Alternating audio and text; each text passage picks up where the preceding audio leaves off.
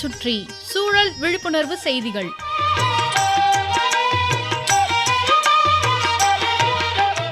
அன்புள்ள சுப்பிரமணியன் ஐயா அவர்களுக்கு உங்கள் மாணிக்கம் எழுதும் மடல். நலம் நலமறிய ஆவல். பொங்கல் பண்டிகையின் நிறைவு நாள் இன்னைக்கு. காணும் பொங்கல், உழவர் திருநாள், கரிநாள்னு வெவ்வேறு விதமாக அழைப்பர். காணும் பொங்கல் இன்றைய தினம் ஒருவர் மற்றொருவர் வீட்டுக்கு போய் வணக்கம் சொல்லுவாங்க, வாழ்த்து சொல்லுவாங்க, குசலம் விசாரிப்பாங்க. கண்டுக்கிறதுன்னு கிராமத்தில் சொல்லுவாங்க.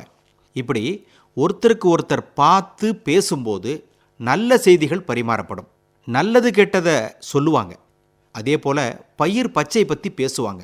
இந்த பருவத்தில் இந்த பயிர் சாகுபடி செய்யலாம், அந்த பயிர் வேண்டாம், இந்த நோய் தாக்கும், அந்த பூச்சி அடிக்கும்னு அனுபவங்கள் பகிரப்பட்டன அன்று. சுப்பிரமணியன் ஐயா, இன்னைக்கு இப்படி கண்டுக்கிறதுக்காக யாராவது போகிறாங்களா, வர்றாங்களா? நம்ம உலகம் இப்படி மாறி போயிடுச்சே. ஏன்? அதோட இந்த மாதிரி பண்டிகைகள் வரும்போது தொலைக்காட்சி முன்னால் உட்காந்துக்கிற பழக்கம் ஏற்பட்டுடுச்சு. நீங்கள் வானொலி பெட்டியோடு இருப்பவர், உங்களை நாங்கள் ஏதும் குறை சொல்லலை. சில பல பழக்க வழக்கங்களுக்கு நாம் அடிமையாயிடுறோம். அந்த மாதிரி அடிமையாயிட்டா அதிலிருந்து மீள முடியாத நிலை ஏற்பட்டுடுது.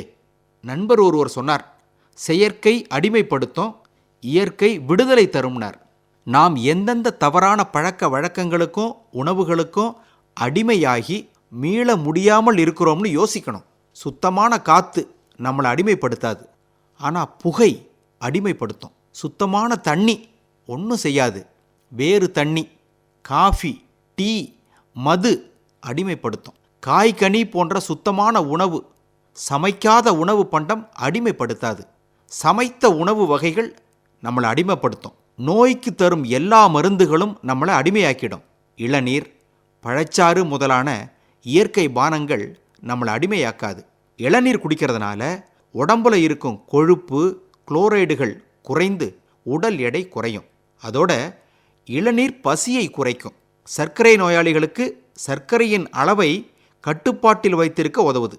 இளநீரில் பொட்டாசியம், மெக்னீசியம் போன்ற தாதுக்கள் இருக்கிறதுனால மனிதனுக்கு சிறுநீரக கற்கள் உண்டாவதை தடுக்குது.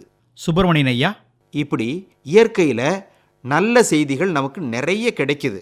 உங்களை மாதிரி பெரியவங்களை பார்க்கும்போது இப்படி நல்லவற்றைத்தான் சொல்லித்தர்றீங்க. ஆனால் நமது பழக்க வழக்கம் மாறிடுச்சே. குறைஞ்சபட்சம் இன்றைய காணும் பொங்கல் அன்னைக்காவது பார்ப்போம், பேசுவோம், பழகுவோம். பெரியவங்களை பார்த்தா பெருமாளையே பார்த்த மாதிரி. இப்படிக்கு மடல் மாணிக்கம்.